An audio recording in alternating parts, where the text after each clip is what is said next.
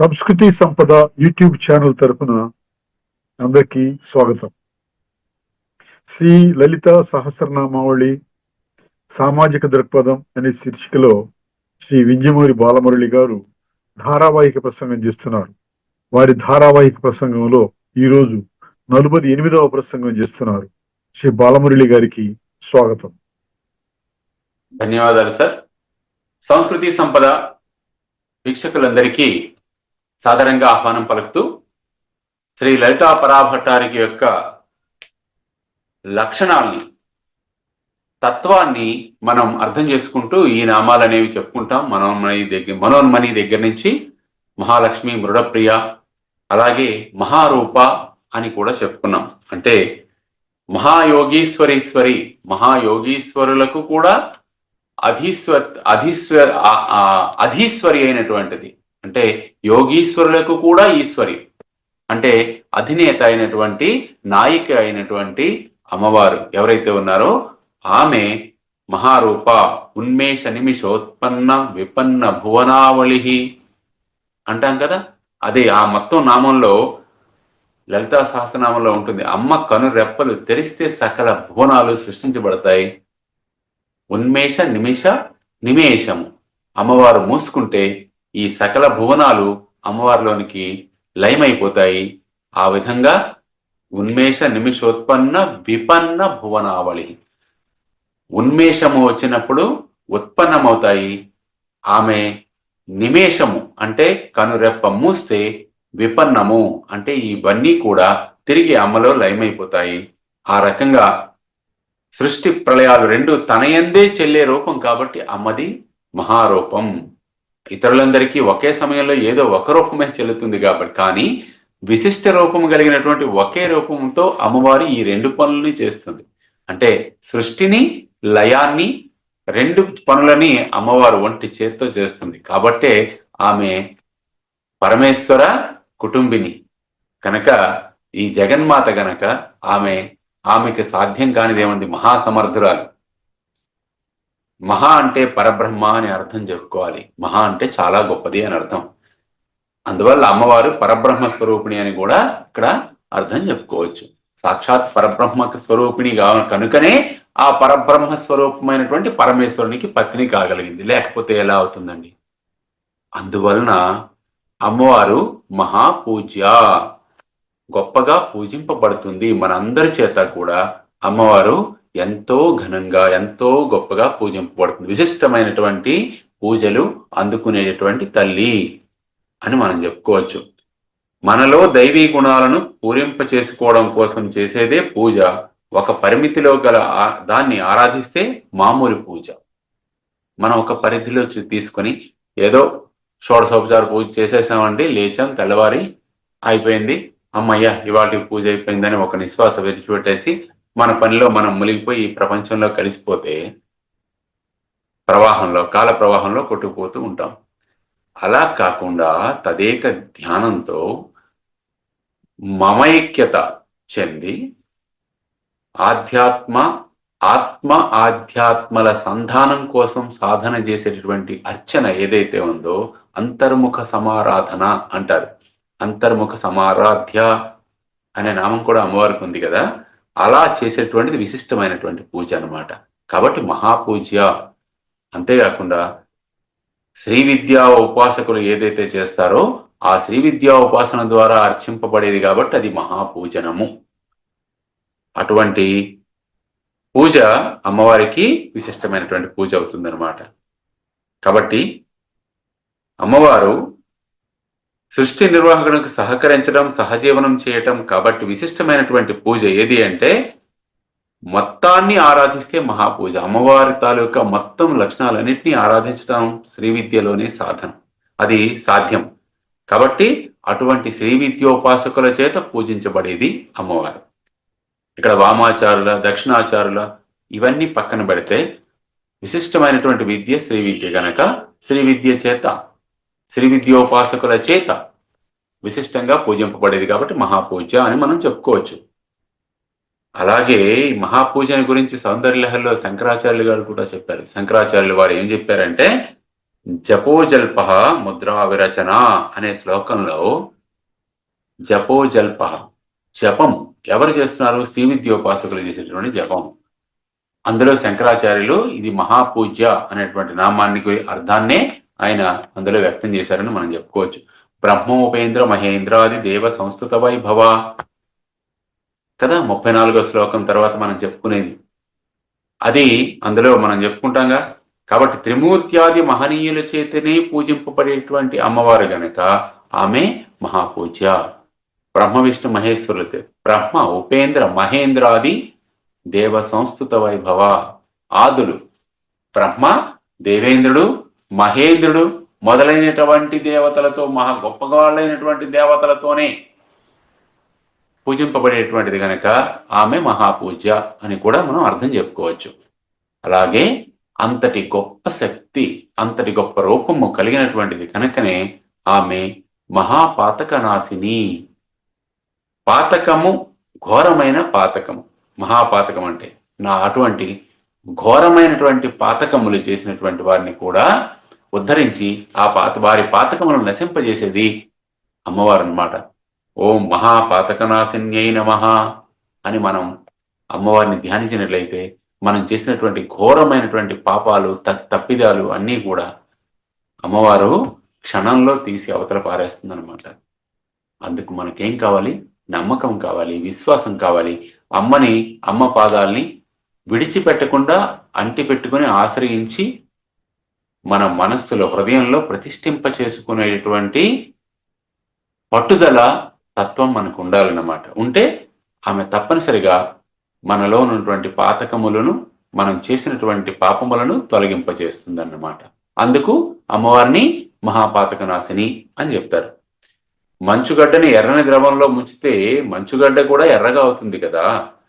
మళ్ళీ దాన్ని స్వచ్ఛమైన నీటిలో ముంచితే ఎరుపు రంగు పోయి మామూలుగా స్వచ్ఛమైనటువంటి మంచుగడ్డ అయిపోతుంది. కానీ ఎర్ర నీళ్లతోనే తయారైన మంచుగడ్డను స్వచ్ఛమైన నీళ్లలో ముంచినా ఎరుపుదనం పోదు కదా. ఈ రెండు రకాల ప్రక్రియల్లో మొదటి దాని లాంటిది పాపం, రెండో దాని లాంటిది పాతకం. మంచుగడ్డని నీళ్లలో ముంచితే మంచుగడ్డ తెల్లగానే ఉంటుంది. కానీ ఎర్రని ద్రవంతో గడ్డ కట్టించి మంచుగడ్డను తయారు చేస్తే నీళ్ళలో ముంచినా ఎరుపుదనం పోదు. అది పాతకం. అంటే పాపానికి పాతకానికి తేడా చెప్తున్నారు ఇక్కడ గురువులు. కాబట్టి మొదటి ప్రక్రియలో మంచు ఎర్రగా కనబడడానికి బాహ్యమైన ఎర్రని ద్రవం కారణం. అలాగే బాహ్య ప్రేరణ వల్ల జరిగేది పాపం. మానసికంగా చేసినటువంటి దుష్ట స్వభావ దుష్ప్రవర్తనతో చేసేటటువంటి దురాలోచనతో ముడిపడినటువంటి కర్మ ఏదైతే మనం చేస్తాం అది పాతకము. కాబట్టి ఇవి మన ప్రవర్తనతోనే కలిసి ఉంటాయి. కాబట్టి జన్మల తరబడి సమర్పణ భావం, సజ్జన సాంగత్యము, సద్గోష్ఠి మొదలైన వాటి వల్ల మాత్రమే ఎప్పటికో అప్పటికి గాని పాతక లక్షణాలు పోయి పరిష్కారం కావు. కాబట్టి నిజాయితీ గల భక్తితో కూడా దీన్ని పోగొట్టుకోవచ్చు. సద్గోష్ఠి, సజ్జన సాంగత్యము మనకి ఎప్పుడైతే అలవాటు చేసుకుంటామో, వాటిని ఎప్పుడైతే జీవన చర్యలో ఒక భాగంగా మనం పెట్టుకుంటామో, ఆ రకంగా మనం మన పాతకములను అమ్మవారి దయతో పోగొట్టుకోవచ్చు అనమాట. అటువంటి సాధకులకు, అటువంటి భక్తులకు సమర్పణ బుద్ధితో అమ్మా నేను ఈ రకమైనటువంటి తప్పు చేశానని అమ్మ కాళ్ళు పట్టుకొని ఏడిచి నా పాపములను దహించు తల్లి అంటే ఆమె మహాపాతక నాశిని. కాబట్టి మన పాతకములను తొలగించి ఇకనైనా మంచిగా బతుకురా అని దయతలిచి మనల్ని మళ్ళీ పరిశుద్ధులను చేస్తుందన్నమాట. అది అమ్మవారి యొక్క లక్షణం. అంతేకాదు అమ్మ మహామాయ, మనం చెప్పుకున్నాక మహామాయ అని. కాబట్టి మహిమాన్వితమైనటువంటి సాధారణ ఊహకు అందని మాయా లక్షణం కలిగినటువంటి. ఎందుకంటే సాక్షాత్తు ఆమె నారాయణి కదండి, నారాయణి యొక్క చెల్లెలు. మరి నారాయణుడే మహామాయ, మాయాస్వరూపుడు విష్ణుమాయ. అదే కదా అంటుంది మనకి. శ్రీకృష్ణుడిని మన్ను తిన్నాడన్నప్పుడు యశోద ఏది నాన్న ఒక్కసారి నోరు తెరువు అని అడిగితే ఆయన నోరు తెరిస్తే అందులో బ్రహ్మాండం అంతా ఆవిడికి దృగ్గోచరం అవుతుంది. ఒక్కసారి ఆవిడ ఒక షాక్కి గురై కలయో వైష్ణవమాయయో ఇతర సంకల్పార్థమో సత్యమో అంటుంది. కలయో వైష్ణవమాయయో, అసలు విష్ణుమాయ ఇది, యశోదాదేవి గాను అసలు నేను యశోదాదేవినేనా కాదా, నమ్మంచాలదు, అసలు నాకు నమ్మకం కుదరట్లేదు. బాలుండెంత, ఇంత పిల్లవాడు వీడెంత, ఈతని ముఖాక్షంపై అజాండము ప్రజ్వలమైండుటకేమి హేతు, ఇంత ఈ వస్తువు అంతా కూడా ఆయన ముఖంలో కనిపిస్తున్నది. ఇంత చిన్న బాలుడున్నాడు, వీడి నోట్లో ఈ విశ్వం అంతా కనిపించడం ఏమిటి? యశోదాదేవి కాను అంటుంది ఆఖరికి. నేను యశోదాదేవినేనా అనే నేను అసలు నేను కాదా, అది విష్ణుమాయ.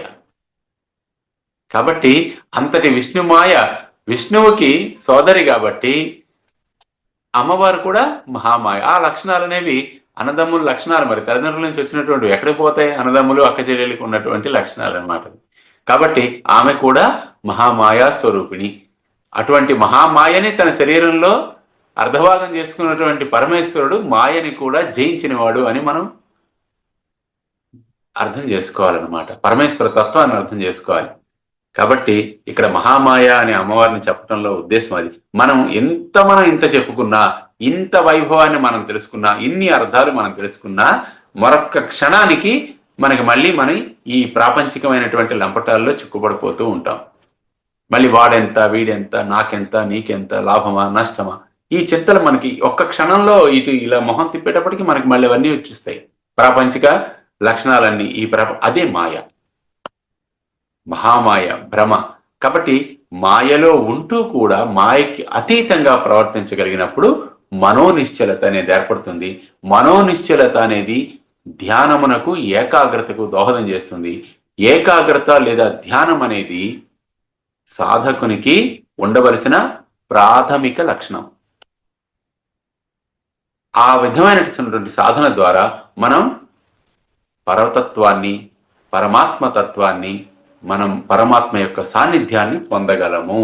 దానికి ఇన్ని కారణాలు ఉన్నాయన్నమాట. కాబట్టి మాయలో ఉంటూ మాయ అని తెలుసుకోవడమే అసలు మొట్టమొదటి ఆత్మజ్ఞానం. కాబట్టి మనని భ్రాంతిలో పడేసి మన వివేకాన్ని పనిచేయకుండా చేసేటువంటిది మాయ. మనకు తెలుసు కదా, ఇంద్రజాలం, మహేంద్రజాలం, కనికట్టు, మ్యాజిక్ మనకు తెలుసుగా. ఇవన్నీ ఈ మాయ కూడా అలాంటిదే. అవన్నీ ఎలాంటివో ఇది అలాంటిదే. వాస్తవానికి ఏమీ లేకపోయినా కలలో నానా హైరాణ పరిపోవడం మాయ అయితే, మెలకు వచ్చిన తర్వాత కలలో చూసింది అవాస్తవం అని తెలుసుకోవడం. కల వచ్చింది, ఎక్కడి నుంచో పడిపోయినట్టు కల వచ్చింది, కుర్చీలో కూర్చుని పడిపోయినట్టు కల వచ్చింది అనుకోండి. ఒక్కసారి ఉలిక్కి పడి లేస్తాం, పక్క మీద ఉంటాం, అరే కలైనా అనుకున్నప్పుడు గుండె చప్పుడు మనకి వినిపిస్తూ నెమ్మదిగా శాంతిస్తుంది. అంటే అర్థం ఏమిటి? మాయని, కలని కల కాదు వాస్తవం అని అనుకున్నప్పుడు మన హృదయ స్పందన పెరిగింది, వేగం. అది కల అని తెలిసిన తర్వాత హృదయ స్పందన వేగం తగ్గింది, మనసు కుదుట పడింది అని మనం చెప్పుకుంటాం. అంటే మాయని మాయగా మనం ఎంతవరకు అయితే గ్రహించలేమో అంతవరకు మనం గాబరా పడుతూనే ఉంటాం, చికాకు పడుతూనే ఉంటాం. ఈ సమాజంలో మనం ఈ చక్రంలో, జనన మరణ వలయంలో తిరుగుతూనే ఉంటాం. మాయని మాయగా గుర్తించి మాయ అని తెలుసుకున్నప్పుడు ఇంకా మనకి ఈ గాబరాగా ఉండడం, ఆందోళన చెందడం అనేది ఉండదు. నిశ్చలత అనేది ఏర్పడుతుంది. నిశ్చలతత్వే జీవన్ముక్తి కదా. కాబట్టి నిశ్చలతత్వమే జీవన్ముక్తి. అందువలన మాయని మాయగా గుర్తించగలిగేటువంటి సాధన మనం చేయాలన్నమాట. కాబట్టి మోక్షం వచ్చిన తర్వాత అంతకు పూర్వం స్థితిని గురించి నిజమైన అర్థం తెలుస్తుంది. మాయ తెలియడం, తొలగడం మొదలవుతుంది. దాన్నే మోక్షస్థితి అంటారు. కాబట్టి మన మీద ప్రభావం చూపే ఈ విశిష్ట లక్షణాన్ని మహామాయ అంటారు. అన్నీ తెలిసినా సరే మళ్ళీ అదే మాయలో మనం గురవుతూ ఉంటాం. మాయని మమ మాయా నిరత్యయ, మాయ అనేది మనం అధిగమించలేం, దాన్ని దాటలేం. పరమేశ్వరుడు అదే చెప్తాడు, నా మాయని, శ్రీకృష్ణ పరమాత్మ వారు చెప్తారు, నా మాయని ఎవడు దాటలేడు. అంటే నా మాయని ఛేదించుకుని వెళ్ళలేడు. మరి అలా కాకుండా మరి మాయని గురించి మనం ఎలా తెలుసుకుంటామండి అంటే ఆయన్నే పట్టుకోవాలి. మాయని గురించి తెలుసుకోవాలంటే మాయనే పట్టుకోవాలి. అమ్మవారు మహామాయ గనక ఆమె యొక్క మాయని తెలుసుకోవాలంటే ఆమె పాదాలు ఆశ్రయించిన వాళ్ళ మీద అది పనిచేయదు కదా. ఆమె మనని క్షమించి వీడికి పర్వాలేదు కాబట్టి నీ మీద నా మాయ పనిచేయదు అని ఆవిడ అనుగ్రహిస్తే మాయ యొక్క స్వరూపం మనకి దృగ్గోచరం అవుతుంది. ఏది మాయో ఏది సత్యమో మనకి అవగతమై భ్రాంతి పోతుందన్నమాట. మనోభ్రాంతులు అనేవి తొలగిపోయి అవగాహన పెరుగుతుంది. ఆ అవగాహన తత్వమే విష్ణు గ్రంథి విభేదిని అదన్నమాట. మన విష్ణు గ్రంథి విభేదనము అంటే మాయని మాయగా గుర్తించగలిగేటువంటి శక్తి అన్నమాట. అది ఆ విష్ణు గ్రంథి విభేదనం జరిగితే ఏది మాయో ఏది సూక్ష్మమో ఏది కారణమో ఏది సూక్ష్మ రూపమో ఏది కారణ రూపమో మనకు తెలుస్తుందన్నమాట. కార్యకారణ సంబంధం చక్కగా అవగాహన అవుతుందన్నమాట. అలా అవగాహనమైనప్పుడు మనలో నిశ్చలత్వం అనేది ఏర్పడుతుంది. ఆ రకంగా నిశ్చలత్వం ఏర్పడడాన్ని మనం ఏమిటంటే మోక్షస్థితి అంటాం అన్నమాట. అంతేకాకుండా అమ్మవారి యొక్క మరి యొక్క లక్షణం ఏమిటి అంటే మహాసత్వ. సత్వము అంటే ఉనికి, మహిమాన్వితమైనటువంటి ఉనికి కలిగినటువంటిది అమ్మవారు. ఎంతో గొప్ప మహిమ. సత్ అంటే ఉండటం, ఒక వస్తువుకో వ్యక్తికో ప్రదేశానికో పరిమితం కాకుండా విశ్వమంతా నిండి ఉండడం. ఎవరికైతే నిండి ఉండే లక్షణం ఉంటుందో అటువంటి లక్షణం కలిగినటువంటి వాళ్ళని అంటే విశ్వవ్యాపకత్వం ఉన్నటువంటి శక్తి ఏదైతే ఉన్నదో ఆ శక్తిని మహాసత్వ అంటారు. అమ్మవారు మహాసత్వ ఎందుకంటే ఆమెకి విశ్వవ్యాపకత్వం ఉన్నది. ఈ విశ్వమంతా ఆమె నిండి ఉన్నది అని మనం చెప్పుకుంటాం. అదన్నమాట. ఈ గొప్ప లక్షణం కేవలం అమ్మవారికి మాత్రమే ఉంటుంది.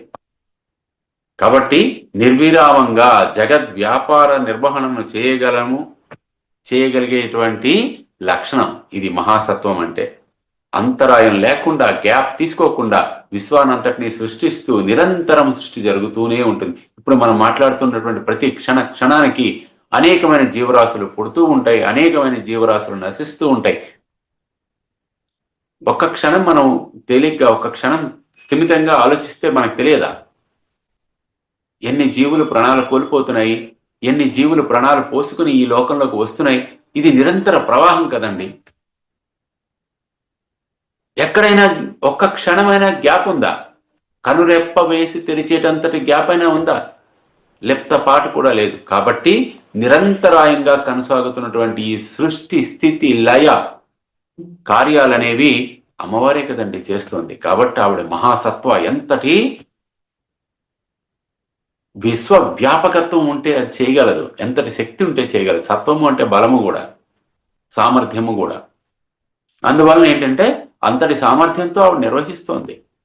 కాబట్టి అమ్మవారు మహాసత్వ నామానికి సార్థక నామధేయురాలు అని మనం చెప్పుకోవచ్చు. అంతేకాకుండా సత్వం బలమే కాకుండా మహాశక్తి. అమ్మవారు గొప్పదైనటువంటి శక్తి సామర్థ్యములు కలిగినటువంటిది కూడా. ఆహారం తీసుకుంటే శక్తి వస్తుంది అనుకోవడం సత్యం అంత కాదు. ఆహారం తీసుకుంటే శక్తి వస్తుంది, అదే కరెక్ట్ కాదు. జబ్బుపడి లేచిన వ్యక్తికి వెంటనే ఆహారం పెడితే అది శక్తిని ఇవ్వకపోగా తేడా చేస్తుంది కదా. మనకి జ్వరం వచ్చింది అనుకోండి, వెంటనే ఆవకాయ వడికి పెడతామా? కట్టంగా పెడితే మళ్ళీ ఏమవుతుంది? తిరగబడుతుంది. ఇవి పథ్యం అండి, ఇవి తినకూడదండి అని చెప్తారు డాక్టర్ గారు. ఈ విషయాలు మీరు ఇంకా చేయకూడదని. అంటే ఎప్పటి వరకు సంపూర్ణ ఆరోగ్యం రాదో అంతవరకు మనం అది తినలేము. ఆహారం తిన్నట్టు వల్ల పూర్తి శక్తి వస్తుంది అనుకోవడం తప్పు అని దీని ద్వారా, ఈ ఉదాహరణ ద్వారా మనం గ్రహించవచ్చు. మరి శక్తి ఎక్కడి నుంచి వస్తుంది అంటే ఎక్కడి నుంచి రాదు. శక్తి మనలోనే ఉంటుంది. ఒక్కొక్కసారి దాని యొక్క తీవ్రత మందగించినప్పుడు మనం జబ్బు పడ్డాం లేదా వ్యాధికి గురయ్యామని డాక్టర్ నిర్ధారిస్తారు. ఆ శక్తిని ప్రచోదనం చేసేవే ఔషధాలు. సారూప్య ఔషధ శాస్త్రంలో డాక్టర్ హనిమన్ గారు చెప్పినటువంటిది మాస్టర్ ఎక్రాల కృష్ణమాచార్య గారు వివరించినటువంటి వ్యాఖ్యానంలో ఏం చెప్తారు? ఏ ఔషధీయ శక్తి అయితే అణగారినటువంటి ప్రాణశక్తిని తిరిగి ప్రేరేపించి పునరుజ్జీవింపజేస్తుందో ఆ ఔషధము ఆ వ్యాధికి సరైనటువంటి ఔషధ నిర్ణయం, ఆ ఔషధం సరైనటువంటి ఔషధం అని మనం వైద్యుడు అనేవాడు దాన్ని సెలెక్ట్ చేసుకోవాలి, ఎంచుకోవాలి, ఎంపిక చేసుకోవాలి. అలా ఎంపిక చేసుకొని ఆ ఔషధాన్ని ఇచ్చినట్లయితే ఆ ప్రాణశక్తి తిరిగి పునరుజ్జీవింపజేయబడి సంపూర్ణ ఆరోగ్యం తిరిగి రోగికి అనేది ఏర్పడుతుంది. అది కదా దాని అర్థం. కాబట్టి శక్తి మనలోనే ఉన్నది, అదేంటంటే అప్ అండ్ డౌన్ అవుతూ ఉంటుంది అనమాట. అంటే ఒక్కొక్కసారి విజృంభించటము, ఒక్కొక్కసారి ఏంటంటే కొంచెం శక్తి తగ్గడం జరుగుతుంది. అలా తగ్గినప్పుడు మనం వ్యాధులకు గురయ్యామని మనకి వైద్యులు చెప్తూ ఉంటారు. అంతే కదండి. మన బాడీ వీక్ అయింది అని కదా డాక్టర్ చెప్తాడు. మీకు ఇమ్యూనిటీ తగ్గిందండి అంటే రోగ నిరోధక శక్తి తగ్గింది. రోగ నిరోధక శక్తి ఎందుకు తగ్గిందండి అంటే మన శరీరంలో ప్రాణశక్తి యొక్క ఒక పదార్థం, ఒక పార్ట్ క్షీణించింది అనమాట. కాబట్టి ఆ ప్రాణశక్తిని మళ్ళీ తిరిగి ప్రచోదనం చేసి ప్రేరేపింపజేసేటటువంటి ఔషధాలను మనం సేవనం చేసినట్లయితే తప్పనిసరిగా మళ్ళీ మనం తిరిగి ఆ శక్తిని పుంజుకుని మనం ఆరోగ్యవంతులు అవుతాం అన్నమాట. అదే మహాశక్తి అంటే మనలోనే ఉన్న శక్తిని మళ్ళీ మనం గుర్తించి దాన్ని పునరుజ్జీవింపజేసుకుని మరింత శక్తిని పొందటం. కాబట్టి అవసరమైనప్పుడు దానికి తగినటువంటి ప్రయత్నం చేస్తే మనలో ఉన్నటువంటి శక్తి బయటికి వ్యక్తం అవుతుంది అనమాట. ఆ మహాశక్తిని సిద్ధపురుషులైనటువంటి మాస్టర్ సివివి గారు చెప్తారు ఏంటంటే the influx of plenty of ప్రాణ, దై ప్లెంటీ ఆఫ్ ప్రాణ అని కదా మనం ప్రార్థన చేస్తూ ఉంటాం. కాబట్టి మన ప్రేయర్లో మనం చెప్పుకునే దట్ దై ప్లెంటీ ఆఫ్ ప్రాణ, ఏదైతే ప్రాణశక్తి అయితే ఉన్నదో, సంపూర్ణమైనటువంటి ప్రాణశక్తి ఏదైతే ఉన్నదో ఆ మహాశక్తినే మాస్టర్ సివివి గారు దై ప్లెంటీ ఆఫ్ ప్రాణ అని సూచించారని మనం గమనించాలి ఇక్కడ. కాబట్టి అన్ని రకాల భౌతిక, మానసిక, ఆధ్యాత్మిక శక్తులన్నిటికీ కూడా మూల శక్తి ఏదైతే ఉన్నదో యా దేవి సర్వభూతేషు శక్తి రూపేణ సంస్థిత. మళ్ళీ మరొకసారి మనం జ్ఞాపకం చేసుకుందాం ఈ మాటని. శక్తి రూపంలో ప్రతి జీవుల యందు ఉన్నదే అని చెప్పడం కోసం మహాశక్తి అని కూడా మనకి ఈ నామం మళ్ళీ ముందుని మనం చెప్పుకున్నటువంటి నామంతోనే ఇది కూడా చెప్పుకోవాల్సి ఉంటుంది. అంతేకాకుండా అమ్మవారి యొక్క విశిష్టత మరొకటి ఏమిటంటే మహారతి అంటే గొప్ప ఆసక్తి కలిగినటువంటిది. మహా, ఇవన్నీ మహాతో వచ్చేటువంటి నామాలన్నీ ఒక గుచ్ఛం. గొప్పదైనటువంటి శక్తి, గొప్పదైనటువంటి ఆసక్తి, గొప్పదైనటువంటి అమ్మవారి యొక్క రూపము, గొప్పదైనటువంటి సత్వము, మహాసత్వ, మహారూప, మహాశక్తి, మహారతి, మహాద్యుతి ఇంకా వస్తుంది చెప్పుకుంటాం. రతి అంటే ఆసక్తి, ఇష్టము. సాధారణంగా క్రమబద్ధమైన వాటి యందు రతి కుదరదు, కానీ అక్రమబద్ధమైనటువంటి వాటి యందు రతి ఏర్పడుతుంది. ఇద్దరు కలిసినప్పుడు మూడవ వాడి గురించి అడ్డగా చెప్పుకోవడానికి ఆసక్తి ఎక్కువగా ఉంటుంది. అంటే దీనికి కావాల్సిందల్లా రెండు పరికరాలు, ఒకటి నోరు, రెండు చెవి. ఒకటి చెప్పేవాడు, ఇంకొకటి వినేవాడు. చెప్పేవాడికి వాడి గురించి చెప్పుకోవడం కన్నా ఎక్కడో ఉన్న వాడి గురించి చెప్పుకోవడం అనేది థర్డ్ పర్సన్ గురించి మాట్లాడడమే ఈ ఫస్ట్ పర్సన్కి, సెకండ్ పర్సన్కి కూడా బాగా ఇంట్రెస్టింగ్గా ఉంటుంది. వారి గురించి వారు చెప్పుకోవడం తక్కువ, ఎక్కడో ఉన్న వారి గురించి చెప్పుకోవడం ఎక్కువ. ఇది ఈ ఆసక్తి చెడు ఆసక్తి. కాబట్టి దాన్ని వినగలిగే చెవిని పక్కన చేరితే చెప్పగలిగే నోరు, వినగలిగే చెవి. ఇక అభ్యాసవశం చేత మనం ఏమవుతుంది, మన మతి భ్రమణం అనేది ఇంకా బోల్డ్ అని వచ్చేస్తాయి అందులో వ్యవహారంలో. మనకు తెలియనివి ఉన్నాయి. దొంగతనం మానేసిన అభ్యాసవశం చేత దొంగ రాత్రి ఏందంటే భార్య నగల్ని కూడా దొంగిలించడానికి ప్రయత్నించడం ఎలాంటిదో మనకి ఈ అభ్యసనలు అలా ఉంటాయన్నమాట. వాచాలత్వము, చెడు మాటల్ని వినడం అనే అభ్యాసము, దొంగచాటుగా వినడం అనేటువంటి అభ్యాసం, ఇవన్నీ ఏంటంటే మనస్సుకు పట్టేసినటువంటి కొన్ని దురలక్షణాలు, అవలక్షణాలు. కాబట్టి ఈ అవలక్షణాలు మనం తగ్గించుకోవాలి, గుర్తించాలి. ఫస్ట్ మొట్టమొదటి గుర్తించాలి, మనలో, నాలో ఈ రకమైనటువంటి దోషములు ఉన్నవి. ముందు గుర్తించగలిగితే కదా వాటిని తొలగించుకునేటటువంటి పని చేస్తాం. వైద్యుడు వెళ్ళిన వెంటనే ఏం చేస్తాడు, రోగం ఏమిటి, రోగ లక్షణాలు ఏమిటి అనేది గుర్తిస్తాడు ఫస్ట్. ముందు రోగ లక్షణాలని మనం గుర్తించాలి, ఆ లక్షణాలకి సారూప్యమైనటువంటి ఔషధాన్ని ఎంపిక చేసుకోవాలి. ముందు గుర్తించడం అనేది జరగాలి, డయాగ్నోసిస్ అనేది ముందు జరగాలి కదా. ఒక్కొక్కసారి చూడండి, రాంగ్ డయాగ్నోసిస్ అయిపోయింది కాబట్టి మందులు వాటి తాలూకా విపరిణామం చేశాయి కాబట్టి మందులు ఏంటంటే అవి రియాక్ట్ అవ్వలేదండి, లేదంటే మందులు ఓవర్ రియాక్ట్ అయ్యేయండి, దానివల్ల ఏంటంటే ఈ వ్యక్తి ప్రాణం కోల్పోయాడండి అని మనం వింటూ ఉంటాం లోకంలో. అంటే ఏమైంది? Wrong diagnosis. అంటే వ్యాధి లక్షణాలని గుర్తించడంలో వైద్యులు విఫలమయ్యారన్నమాట. కాబట్టి ఇది ఆసక్తిని బట్టి ఉంటుంది. మనం ఎంత పనిని చేస్తున్నాం, మంచి చేస్తున్నామా చెడు చేస్తున్నామా, రెండింటి మీద ఆసక్తి ఉంటుంది.